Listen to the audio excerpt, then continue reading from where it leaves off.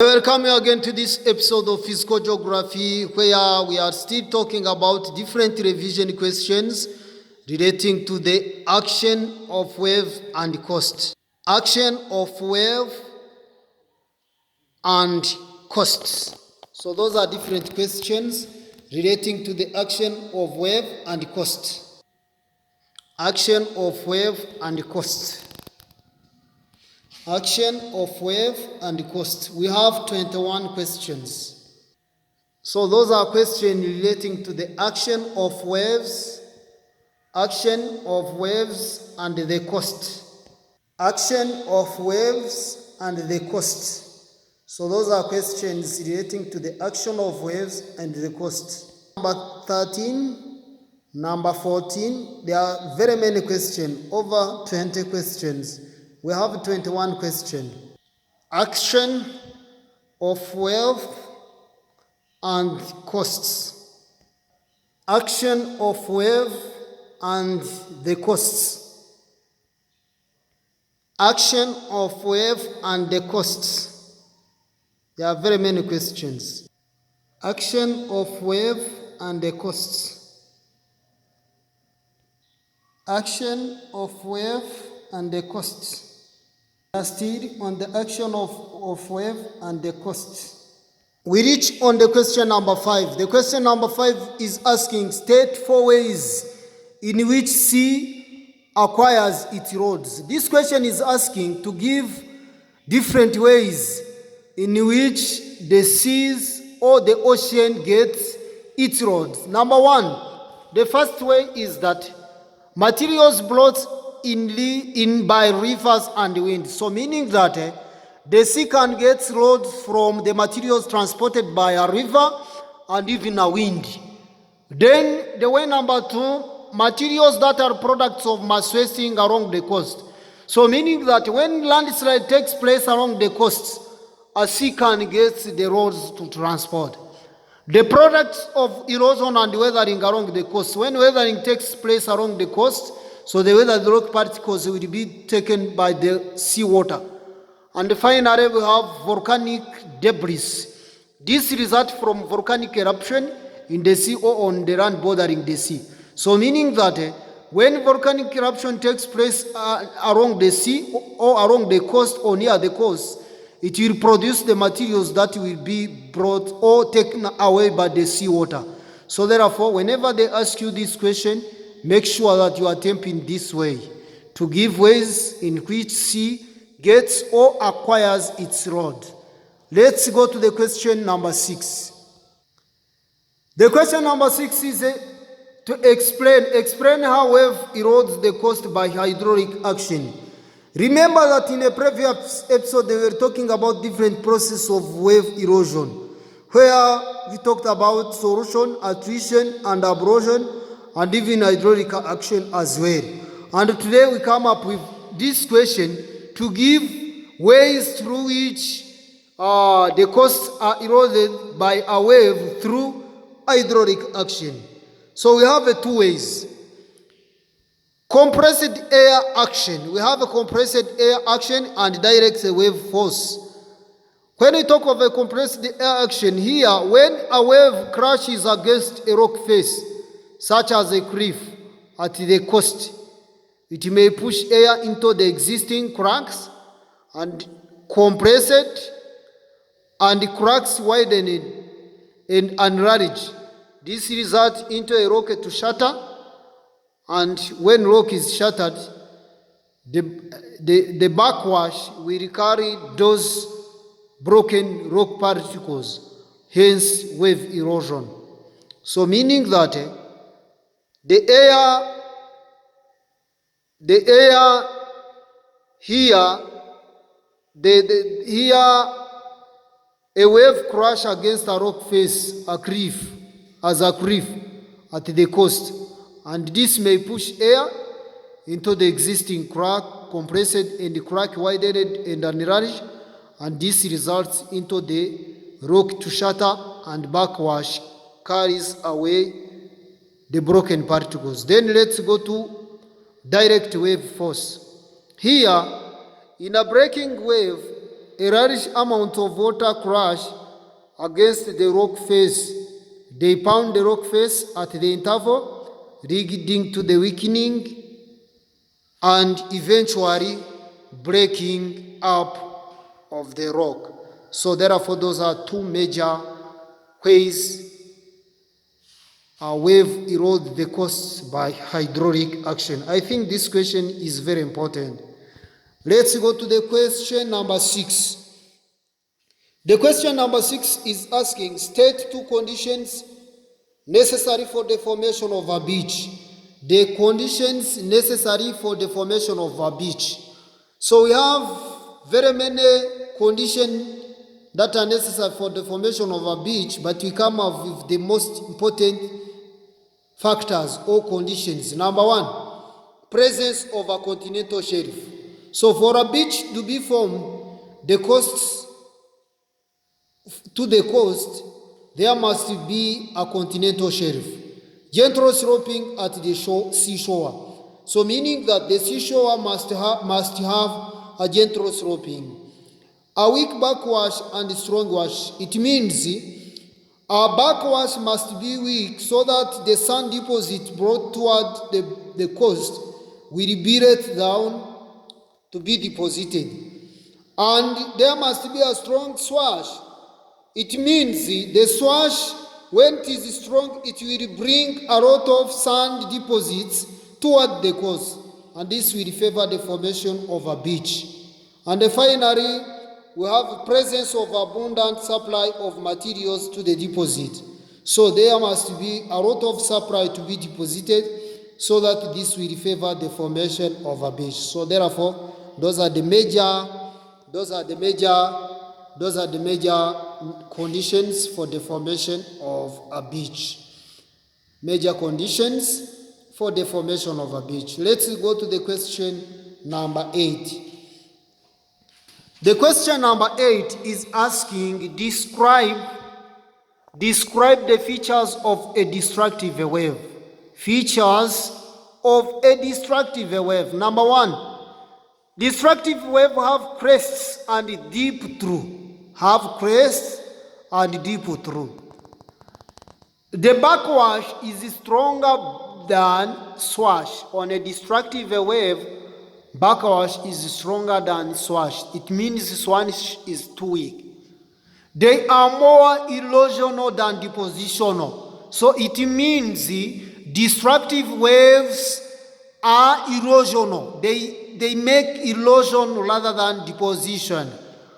Then number 4, those waves are very strong when approaching to the coast. It means when they reach to the coast, they are very strong. That's why they erode and bring back the materials toward the sea. So those are the major features or characteristics of a destructive wave. Let's go to the question number 9. The question number 9 is asking, state 3 conditions necessary for the formation of sand spites. Sand spites, remember we have 3 main types of spites, and the sand spites is one of the type of the spites. And now we are going to see the conditions or the factors that lead to its formation. Presence of a headland. When there is no headland, this sand spite cannot be formed. A relative weak backwash. So meaning that when a wave brings depositional materials toward a headland and the backwash become too weak. So those materials will let to be deposited there at the headland, and this lead to the formation of a sand spite. Then there must be a shallow continental shelf. Presence of materials to be deposited. So without the materials, without the sand rods, the sand deposits cannot be formed, because it requires or it needs those sand deposits or sand materials to be deposited. Let's go to the question number 10. The question number 10 is asking, state 4 processes involved in marine erosion. Processes involved in marine erosion. When you talk of marine erosion, this is erosion takes place in the seas and oceans. So those processes are the same as the processes of wave erosion, because wave is the most agents of erosion in the seas and oceans. We have process number 1, ablution. Number 2, solution. Number 3, attrition. Number 4, hydraulic action. So those are the major processes involved in marine erosion. Let's go to the same question. Question number 11. List 4 processes which coasts are eroded by wave.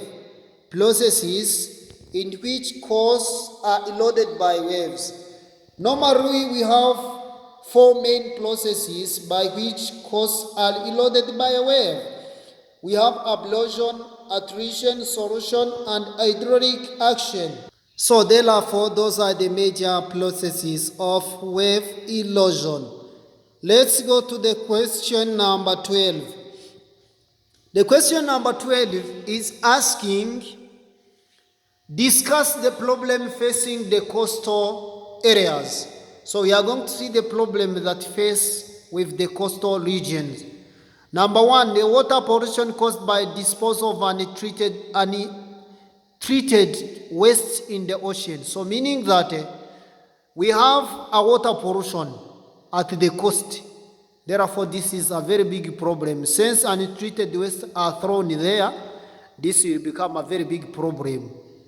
Land degradation caused by wave erosion, which attack the coast. So the second problem is that wave erosion will attack the coast, and therefore the land at the coast will be degraded. Pressure on land or for land as a result of development of towns. So meaning that when towns are developed and ports are developed near the coast or at the coast, this will cause pressure on land. Very many people will come to settle in that place, and this will cause a pressure on the land. Earthquake as a result of tectonic plates movement. So this is also another problem. Then you have volcanic eruption associated with collision of tectonic plates. So volcanic eruption also take place at the coast or the land near the coast. This become a very big problems that a coast may face. Let's go to the question number 13. The question number 13 is asking, suggest the possible coastal management techniques that can be used to handle the problem facing the coastal area. Remember in the previous question or question number 12, we are talking about different problems facing by the coastal areas. Now we are going to see the coastal management techniques or some solutions that one can suggest so as to solve those problems facing by the coast. The solution number 1, we have formulating the coastal management policies. So we must formulate the coastal management policies so that we can even avoid those people who dump waste in the oceans. So all near the oceans, this will protect the coasts. Establishing settlement scheme in the area far from the sea. So since the people are settling near the sea, they will cause a lot of problems on the coasts where we have problem of pressure on the land and even the problem of pollution. But when people are living far from the sea, this problem will be solved by settlement scheme. Building of seawalls for the sake of stabilizing cliff and protecting the coastal land. So meaning that when they constructed the seawalls, the cliffs and other parts of the coast will be protected, and this will against the wave erosion that cause land degradation at the coast. Prohibiting people from establishing settlement, cultivation, industrialization in the coastal area. So it means They have to prohibit the people so that they cannot settle near the coast, they cannot grow crops near the coast, and they cannot even establish industry near the coast. This will solve the problem facing by the coast. Planting vegetation along the coast. When vegetation are planted near the coast, this will reduce the rates of erosion at the coast. So therefore, those are the major coastal management techniques that can be used to handle the problem facing the coast areas. Let's go to the question number 14. Distinguish between concordant coastline and discordant coastline. When you talk of concordant coastline, those are coastline with different rock types, where some rocks are soft and others are hard, that run parallel to the sea. It means, so we have the sea. This is the sea. We have the sea. And you have the lock of the sea, the lock of the coast, which is of different hardness or different resistance, where we have soft lock and hard lock. But the way those locks are arranged, they are parallel to the sea. And this will lead to the formation of this coast of concordant. Concordant coastline is a coastline with different lock types that run parallel to the sea. While discordant coast are coastlines with different rock hardness and softness that are perpendicular to the sea. It means we have the sea here. This is the sea. This is the sea water. But we have hard lock and soft lock. But the way those hard locks and soft lock are arranged, they are perpendicular. They are perpendicular to the sea. It means this is what we call discordant coastline. Discordant coastline. So the difference is that a discordant coastline locks are perpendicular, lock of different hardness are perpendicular to the coasts, to the sea, while concordant coast, different locks run parallel, different lock type run parallel to the sea. So therefore, that is the difference between concordant coast and discordant coast. Let's go to the question number 15. The question number 15 is asking, describe the major characteristics of emerged coast. The major characteristics of emerged coast. Highlands. We have presence of raised beach, presence of wave-cut platform, and existence of old cliff. So those are the major characteristics of highland of coast of emergence or emerged highland coasts. Let's go to the question number 16. Question number 16 is asking, cliff is one of the coastal features formed as a result of wave erosion. Briefly, explain three main types of cliff. Normally, we have three main types of cliffs. Three main types of cliff. Number one, we have a straight cliff. A straight cliff, a cliff composed of rock with uniform resistance. It is a cliff, or those are cliff composed of rock with the same resistance. It means it is made of only hard rocks, or it is made of only soft rock. Then let's look at vertical cliff. A cliff composed of rock which are having rock layers laying horizontally. A cliffs composed of rock which are having rock layers laying horizontally. And finally, we have indented cliffs. When we talk of indented cliffs, are cliffs composed of headlands and bays as a result of presence of alternating hard resistant rock and soft resistant rock. So meaning that it is a cliff that composed of headland and bay. A cliff composed of headland and bay As you know that headland and bay are formed due to different of rock hardness, where soft rocks are removed and hard rock are resisting to form a headland, and those eroded form a bay. So therefore such a cliff is called an unintended cliff. Then let's look at the question number 17. The question number 17 is asking, describe the characteristics of submerged lowland coast. Submerged lowland coast is characterized by the following: estuaries, broad continental shelf, and coastal flooding. So those are the major characteristics of submerged lowland coast. So don't forget to write those questions. Make sure that you take a notebook with a pen and you start to record something, so that whenever any of the mentioned question is asked in national exam, you will be able to pass. Let us go to the question number 18. State two causes of submergence costs. A submergence cost is caused by the following factors. We have positive change in base level and subsidence at the coastal region. Positive change in the base level, it means when the water of the sea increases, this will lead to the formation of submergence of coast. And when there is subsidence of the coastal land, when the coastal land subsidies, this will lead to the formation of submergence of costs. Then you have question number 19. Name three submerged highlands coast features.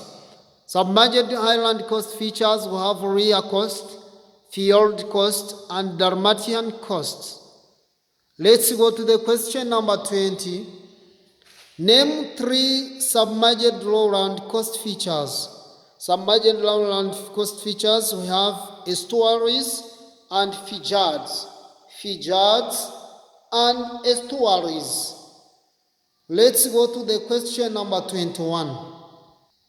Explain how the following factors influence wave deposition.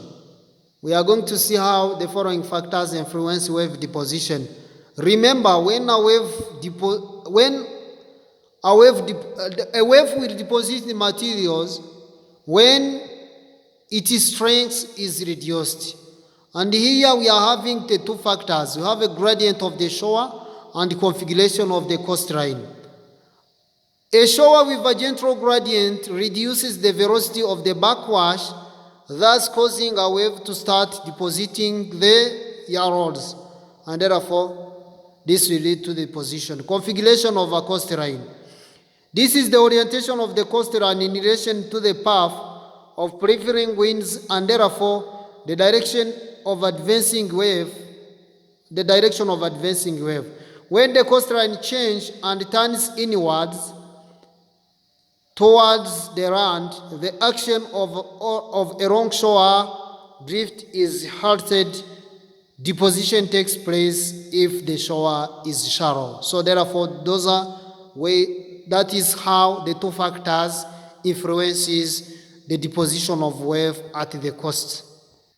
We have also other questions where this is a diagram which is indicating the coast, and they are going to see different features resulting from wave erosion. So this is the sea, but they want us to show which features is indicated by the Q. This Q is indicating a curve. So this is a curve. And you have this one of P. This is a blowhole.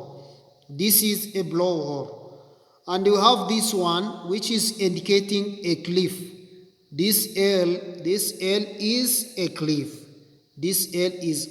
Whenever this question is asked, make sure that you become able to pass. We have also another question relating to a wave. This is a breaking sea wave. This breaking sea wave, they want us to show different parts of it. They want us to show or to indicate the feature marked by H. This H is a true. This G is a crest. And this Q is a back. This is a backwash. So therefore, when they ask you name the features marked by Q, key, H and G, this H is true, this G is a crest, and this key is a backwash. Let's go to the next question. Here, the diagram below shows some coastal features. We have different coastal features, but they want us to give the names. So the name of coastal features P, the coastal features P is this one, Q is this one, and R is this one. P is a headland. This is a headland. This is a headland. And Q is this one. This one is a spite. And we have R. This one is a stack. This is a stack. R is a stack. So therefore, whenever this question is asked, I think everybody will be able to attempt. And this is a stack. R is a stack. Q is a spite. Headland is this P is a headland. Thank you very much for watching this video. Don't forget to subscribe, to like and give comments so that we can keep on improving our teaching and learning practice. Have a nice time.